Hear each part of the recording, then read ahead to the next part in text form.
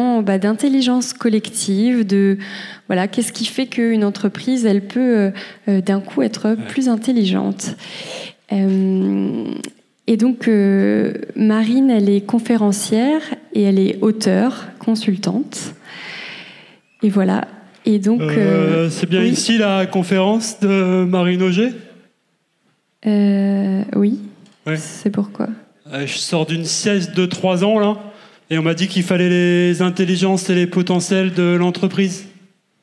D'accord. Alors, c'est ici. Qu'est-ce que je peux faire pour vous, monsieur ? Réveiller les managers. Réveillez-vous, managers. Réveillez-vous, les managers. Allez, on accueille Marine Auger.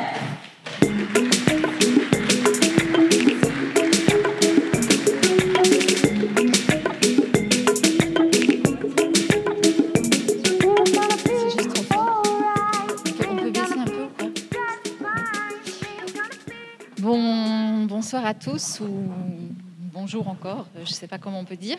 Bon, moi, je suis ravie d'être là avec vous pour partager ces 20 minutes.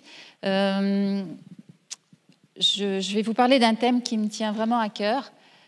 Comme ils vous l'ont dit, je suis consultante. Le fait d'accompagner les entreprises m'a permis de réfléchir depuis un bon moment maintenant sur comment est-ce que les entreprises, dans cet écosystème qui change constamment et qui change de plus en plus vite, peuvent réfléchir pour pouvoir se repenser et pouvoir s'adapter. Aujourd'hui, la notion d'intelligence, je ne sais pas comment vous l'avez reçue lorsque vous avez lu l'intitulé de mon intervention. L'intelligence, c'est un mot qui devient de plus en plus à la mode, sauf que, à mon sens, encore une fois, on va tomber dans le piège un peu trop facile de galvauder de nouveau ce vocabulaire. Quand je dis qu'il a un petit peu envahi notre vie, notre société, notre vocabulaire, aujourd'hui on parle énormément d'intelligence, on parle d'intelligence collective, d'intelligence émotionnelle, d'intelligence artificielle,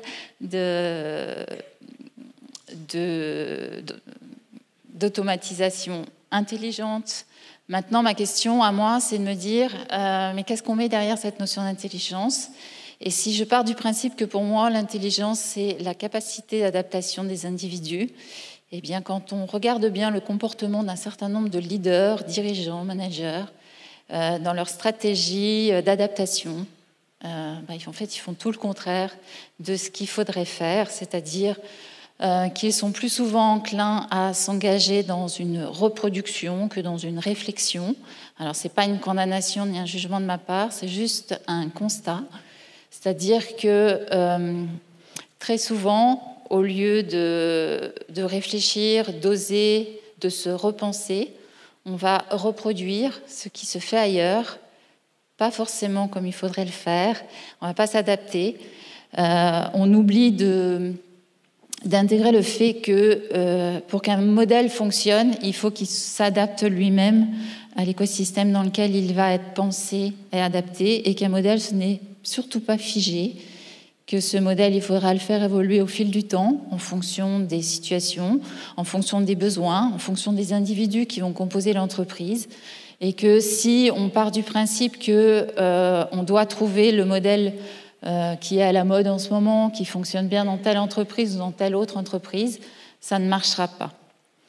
Donc, l'enjeu pour moi de cette intervention-là maintenant, c'est vraiment de vous amener à réfléchir et vous poser les bonnes questions en termes de sens, et plus particulièrement de bon sens. J'ai rédigé 2 ouvrages en 2012 et en 2013. Le premier, c'était « Manager, réveillez-vous, le monde change », parce que j'avais vraiment l'impression que les dirigeants avec lesquels je travaillais étaient tellement occupés à gérer les problèmes auxquels ils étaient confrontés, j'aurais tendance à dire, à essayer de corriger l'ensemble des dysfonctionnements qu'ils avaient eux-mêmes générés par leur comportement, que lorsque je leur disais « mais regarde, on pourrait peut-être faire un petit peu de veille, on pourrait peut-être essayer d'anticiper les choses, etc. », la réponse qui était quasiment de façon systématique formulée, c'était « mais Marine, t'es bien gentille, mais on n'a pas le temps ». Ma réponse à moi, c'était si tu prends pas le temps de lever le nez du guidon, puisque tu l'as dans le guidon, tu vas te le mettre dans le mur et ça risque d'être dangereux et douloureux. Il y a eu la crise de 2008, etc. C'est ce qui s'est passé et produit pour beaucoup d'entreprises. Donc j'ai rédigé ce premier ouvrage pour essayer d'exhorter un peu les lecteurs à la réflexion et à se dire oui, il y a besoin de cette prise de conscience, c'est vraiment indispensable. On évolue dans un écosystème de fait qui change. Cet écosystème, il n'est pas, c'est pas notre territoire voisin, c'est vraiment aujourd'hui, on joue dans le monde des grands, c'est mondial. Il faut savoir prendre en compte, ce matin, Laurence parlait de ressources. Elle parlait de vision, elle parlait d'un certain nombre de choses sur lesquelles c'est intéressant de rebondir et de se pencher. Si on veut changer, si on veut impulser le changement, c'est un ensemble de questions sur lesquelles il faut savoir réfléchir. Et comme je le disais tout à l'heure, on a perdu ce réflexe de réflexion. On est plus aujourd'hui enclin à s'engager dans une reproduction pour justifier de l'avoir fait. Et c'est très difficile de se remettre en question. On pourrait aussi rebondir sur ce que disait Philippe tout à l'heure ou ce qu'ont dit l'ensemble des intervenants d'aujourd'hui.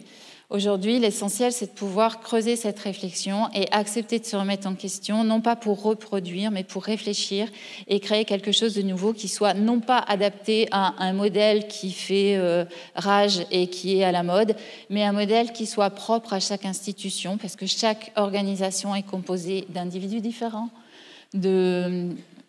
a une histoire différente, a des besoins différents, est confronté à un marché différent. Et si on ne prend pas tout ça en compte, on fait que le vulgaire copier-coller. Et ce copier-coller, il est aussi dangereux. En termes d'effets et de conséquences, il va plus ou moins démotiver l'ensemble des individus auxquels on aura demandé de mettre en place ce nouveau modèle parce qu'il ne leur appartient pas. Ce n'est pas un modèle dans lequel ils vont forcément se reconnaître.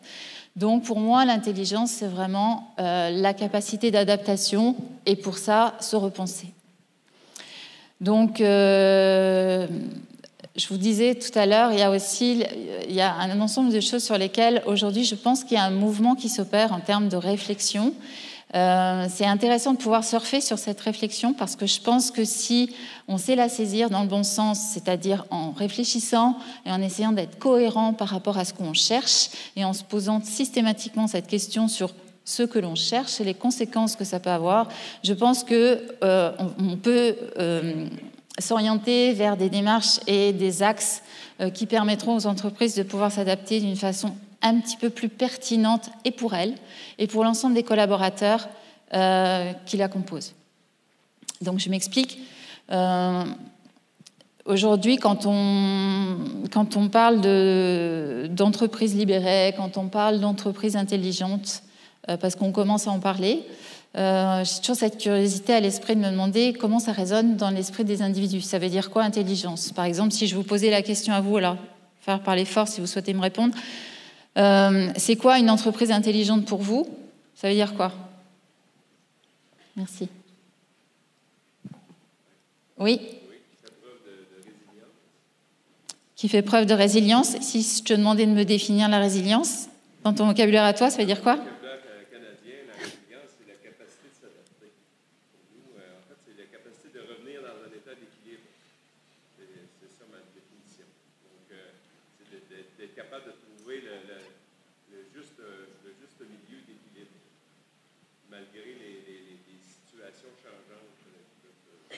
Si tu avais un synonyme, tu dirais quoi? Ah, alors moi, au regard de ta définition, je dirais rebondir. Je ne sais pas, pour les autres personnes, ça résonne comment pour vous, intelligente? L'entreprise intelligente, ça veut dire quoi? C'est une entreprise agile. Si tu les regardes faire, est-ce que tu as l'impression qu'elles sont toutes agiles là aujourd'hui en essayant d'être intelligentes? Non, moi non plus. Ça ne veut pas dire que je pense qu'elles sont toutes stupides, hein. Quoique parfois je me pose un petit peu la question quand même sur les choix qui sont faits, sur les stratégies qui sont mises en place, sur l'accompagnement qui est développé et comment est-ce qu'on emmène tout le monde dans la démarche. Parce que si on veut rendre cette entreprise intelligente et lui permettre d'être agile, comme tu le dis clairement, c'est-à-dire réactive, souple et se délester de tous nos carcans liés à notre modèle très hiérarchisé, où on est plutôt dans une logique de lenteur, lourdeur, administration, une hiérarchie qui pèse à chaque niveau à laquelle elle existe. c'est franchement tout le contraire de l'agilité. Et une entreprise agile, j'en connais puisque mon métier, c'est d'accompagner les entreprises dans la mise en place de l'innovation managériale.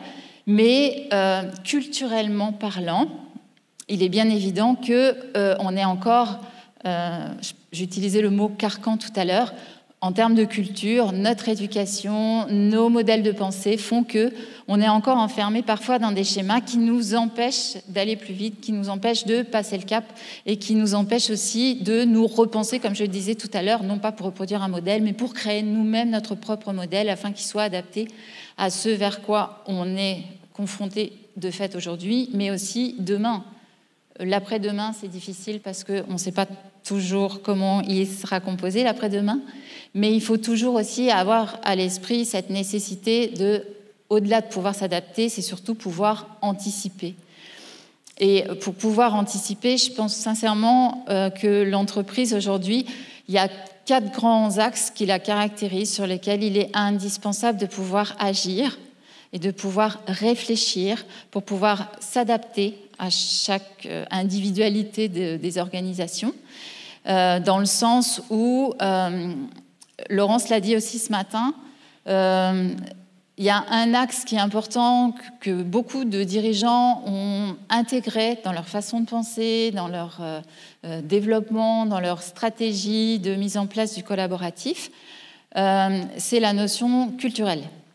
Les valeurs, c'est quelque chose qui, de fait, sont essentielles parce qu'il est bien évident que si l'ensemble des individus qui composent l'organisation ne partagent pas les mêmes valeurs ou en tout cas ne les définissent pas de la même façon, on ne va pas pouvoir s'entendre. Si je prends un exemple, c'est l'exemple de la barque où on va donner envie aux individus de pouvoir monter dans la barque pour atteindre l'objectif que l'entreprise s'est fixé. Si on n'a pas défini ensemble quelles sont ces vraies valeurs et ce à quoi elles correspondent, parce que par exemple, moi je vais vous dire confiance, peut-être que dans l'esprit de certains, confiance c'est unilatéral, pour d'autres ça devra être inévitablement réciproque. Ça fait partie des remarques qui sortent de mon expérience. Beaucoup de managers pensent que leur équipe leur fait confiance, alors que quand je change avec l'équipe, je me rends compte qu'on est loin d'une confiance totale. Donc, si on ne prend pas le temps de définir à quoi correspond chacune des valeurs qu'on aurait définies, à laquelle on est attaché, qu'on souhaite vouloir partager, on ne pourra pas se comprendre. Et une fois qu'on sera monté dans la barque parce qu'on aura pensé partager les mêmes valeurs, si on n'a pas défini, si ces valeurs ne sont pas les mêmes, il y en a un qui va ramer par là, puis l'autre par là, puis au lieu d'avancer et d'atteindre l'objectif, vous allez faire des ronds dans l'eau et ça ne servira pas à grand monde parce qu'ils seront tous fatigués. Donc, aucun intérêt. Donc oui, les valeurs, c'est quelque chose d'essentiel, mais il y a une chose que souvent les entreprises n'ont pas pris en compte, c'est que les valeurs, la culture de l'entreprise, ce n'est pas quelque chose d'immuable, dans le sens où ce sont les individus qui composent l'organisation qui partagent, définissent, valident ces valeurs et les font vivre. Donc ce n'est pas quelque chose de figé. C'est aussi nous, entreprises. Ce n'est pas parce qu'on les a définis, parce que c'est à la mode, parce qu'on les a affichés dans le hall de l'entreprise qu'on a décidé que c'était joli, ça faisait bien, ça rime, etc. Et puis généralement, on pousse le vice un petit peu plus loin, c'est-à-dire qu'on va aller demander au manager d'aller signer en bas du 4x3 qui se trouve dans l'entrée pour s'assurer qu'il partage bien les mêmes valeurs, sauf qu'en fait, non, ils ne partagent pas parce que de toute façon, ils ne les ont pas définies ensemble. Et puis, ça ne résonne pas de la même façon, comme on le disait tout à l'heure. Dans les entreprises que j'accompagne, il y a toujours une phase où, une fois qu'on a mis en place le collaboratif et qu'il y a cette notion de confiance qui s'est développée et où les individus commencent à s'approprier cette approche d'autonomie et de responsabilisation avec cette confiance qui va de pair, il y a un échange, il y a une interaction, il y a une confiance qui est en train de se créer parce que les gens, en fait, se rendent compte qu'on a mis en place des choses qui font sens, qui sont pertinents avec ce qu'on leur avait expliqué, qui permettent de répondre à leur intérêt personnel, c'est-à-dire soit la reconnaissance, soit le confort qu'ils vont trouver dans leur job, soit la responsabilité qu'on va leur donner pour s'épanouir, un ensemble de choses qui vont faire qu'ils vont avoir envie d'y aller. Et l'intérêt, c'est aussi de se dire que par rapport à ces valeurs fortes et partagées, c'est aussi ce qui va contribuer à définir la vision forte et partagée de l'entreprise.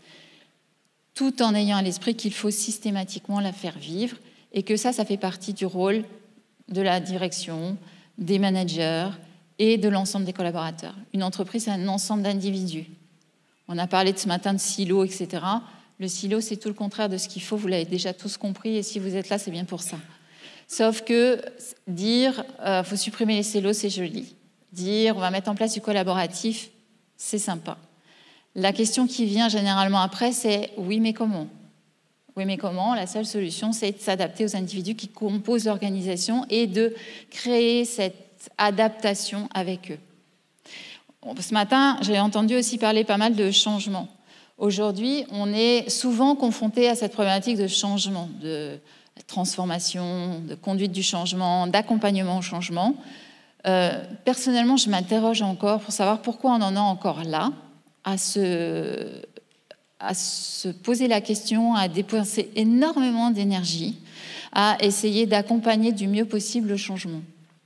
Je pense qu'on n'a vraiment rien compris et que ça, encore une fois, ça explique le fait que cette notion d'adaptation, on est passé à côté parce qu'on veut appliquer des modèles, on veut justifier d'avoir utilisé certains process qui existent, qui ont fait leurs preuves ou qui sont à la mode, etc., mais dans un contexte différent. Et de ce fait, on ne se pose plus du tout les mêmes questions. Donc, l'intérêt, c'est aussi de... C'est le problème de ne pas avoir le PowerPoint, j'ai perdu le fil. J'en étais où ? Vous n'écoutez pas ? Le changement, merci. Le changement. C'est Laurence qui parle ? Ouais. Le changement. Alors moi, je pars du principe que si justement on met l'innovation managériale en place, ça veut dire quoi ? Ça veut dire confiance, autonomie, responsabilisation. L'autonomie, ça ne peut exister et se développer que si on sait communiquer de façon efficace et adaptée avec nos collaborateurs et avec l'ensemble des individus avec lesquels on doit pouvoir travailler et collaborer au quotidien. La communication, c'est un petit peu le maillon faible de beaucoup d'entreprises. Généralement, quand je suis sollicitée sur des projets de mise en place, d'innovation managériale, de collaboratif, ce que je constate en arrivant, c'est souvent des dysfonctionnements, et ces dysfonctionnements résultent d'un problème et d'un manque de communication.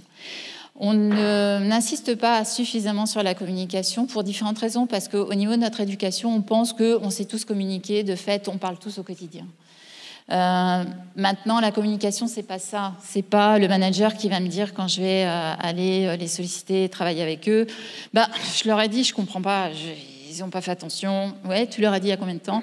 J'en ai parlé il y a 3 mois. Oui, mais depuis 3 mois, est-ce que ça a changé ? Oui, ça a évolué. Est-ce que tu les as tenus informés ? Non, j'ai pas eu le temps. De toute façon, je peux pas toujours faire des réunions pour les informer. Non, mais t'es pas obligé de faire des réunions pour informer tout le monde. Tu peux aussi faire suivre l'information. Et c'est parce que les individus disposent de l'information qu'ils sont en capacité de comprendre pourquoi on veut aller là, comment on va y aller, avec qui, à quel rythme, etc. Donc pour moi, le changement, pour reprendre la thématique, parce que je vois que les minutes défilent, c'est un défaut, je suis bavarde. Le changement, si on donne l'ensemble des informations nécessaires aux individus pour qu'ils s'approprient les choses, pour qu'ils comprennent pourquoi on doit évoluer dans ce contexte changeant et qu'on n'a pas d'autre alternative que de s'adapter, c'est eux-mêmes qui vont devenir les forces de proposition pour changer. C'est-à-dire que dès lors qu'ils approprient les choses, qu'ils les comprennent, eux-mêmes naturellement vont dire « ouais, mais si on ne fait pas ça, on va droit dans le mur ». Si on n'engage pas ce process, cette démarche, on ne va pas y arriver. Et à partir de ce moment-là, on ne génère plus le point de résistance au changement classique auquel on est confronté, parce que ce n'est pas le manager ou le dirigeant qui va venir proposer un changement parce qu'on n'a pas d'autre alternative, c'est eux-mêmes qui vont décider du changement. Donc, de ce fait, le changement, il devient naturel. De ce fait, le changement, tout le monde y adhère. Et ça donne une dynamique totalement différente. Donc, je finalise avec mes 4 axes. Donc, je vous disais, il y a le premier axe, c'est disposer d'une vision forte et partagée. Le deuxième axe, c'est un point qui est souvent aussi oublié quand on met en place des transformations. C'est l'accompagnement du changement des comportements individuels et collectifs dans les entreprises. Individuel parce que chaque individu s'approprie les choses à son niveau, que ces comportements individuels et collectifs agissent et interagissent entre eux, c'est-à-dire entre les individus, mais également agissent et interagissent sur l'évolution de l'organisation. C'est-à-dire que, pour reprendre ce que je disais tout à l'heure sur les valeurs, la culture, c'est bien l'individu qui donne l'âme à l'entreprise. C'est bien l'individu qui fait vivre ces valeurs. C'est bien l'individu, par ses changements de comportement individuel et collectif, va créer, susciter, encourager, polliniser, faciliter tous les changements qu'on voudra mettre en place en termes de comportement. Et c'est ça qui va devenir facilitant. Souvent, dans les entreprises, on a tendance à vouloir proposer un nouveau projet, etc. Sauf que on fait un peu abstraction de ces problèmes de comportement et c'est souvent eux qui deviennent des points de blocage à un moment donné. Autant de temps perdu, en fait. C'est une dynamique, qui vient polluer un petit peu tout ce qu'on veut mettre en place, dans le sens où on va nous-mêmes créer les points de blocage à cette dynamique qu'on a voulu impulser. Le troisième axe, c'est tout ce qui concerne les changements en termes d'approche managériale, ce que disait Laurence ce matin et d'autres. C'est-à-dire, on fait évoluer l'approche classique du pouvoir commande-contrôle qu'on remplace par confiance réciproque, et j'insiste sur le réciproque, pour ce que je disais tout à l'heure, autonomie, responsabilisation. Donc, ces changements d'approche managériale, ils sont vraiment essentiels. Et l'ensemble de ces trois axes dépendent tous, intégralement, d'un autre axe qui est l'axe de la communication. Si on ne communique pas de façon efficace et adaptée, quand je dis efficace, ça veut dire s'assurer que l'autre comprend ce que je dis comme je souhaite qu'il le comprenne et non pas comme il risque de l'interpréter. Ça, très souvent, on ne nous l'a pas appris à l'école. Donc, une fois sur deux, on communique, l'autre a interprété, n'a pas compris, part dans une interprétation ou une déformation et qui va être forcément un jour ou l'autre négative. Et quand je dis efficace et adapté, c'est que chaque individu a un niveau de connaissance différent par rapport au sujet. Il faut savoir se mettre au niveau de l'autre. Si on réunit l'ensemble de ces axes, et si on garde à l'esprit que la clé, c'est la communication, parce que c'est ce qui va permettre de donner du sens et de la cohérence pour permettre aux individus d'agir et d'interagir, dans ce cas, on va aussi permettre aux individus de s'impliquer dans une démarche où on va se repenser en essayant de s'adapter constamment. Ça fait déjà un moment que le 0 clignote en rouge, donc je pense que je vais devoir vous abandonner. C'était un bon moment. Ce qui me prive un petit peu dans ce type d'échange, c'est le manque d'interaction, parce que je pense vraiment que c'est la meilleure façon de pouvoir avancer et progresser, même si à travers mes propos, j'espère que je vous ai amené à vous poser certaines questions et réfléchir. C'était vraiment l'objectif de l'intervention. Je suis toujours un peu frustrée parce que je ne peux pas parler avec vous. Donc voilà, on a le droit de parler à l'extérieur, par contre, ça, c'est possible. Je vous souhaite une belle fin de journée et puis une belle journée demain. Merci. Merci Marine. Donc pendant que vous vous connectez sur Klaxoon avec le code habituel pour donner un mot, donc si j'ai bien compris, donc tu nous parles de 3 axes, hein, c'est ça ? 4 axes, j'en ai raté un. Tu vas me dire lequel c'est. Donc la vision forte partagée avec les valeurs, l'accompagnement du changement de nos comportements individuels et collectifs pour polliniser, faciliter le changement. Et puis l'approche managériale, bien sûr, et la clé, c'est la communication efficace. D'accord, je croyais que c'était la clé, non pas le 4e axe. D'accord, très bien. Donc j'ai bien synthétisé. Et donc, dans un instant, on va voir ce que la conférence de Marine Auger vous inspire. Communication, motivant, captivant, clairvoyance, authentique. Quelqu'un a mis fouillis, je ne sais pas si vous voulez expliciter, peut-être, ou pas. Changement, communication, conférence, intelligence collective. Et ben, merci à tous et merci à toi, Marine. Ben, merci à toi. Et donc, on va poursuivre donc dans 10 minutes avec la conférence de Jean-Loup Fourquier. À tout de suite.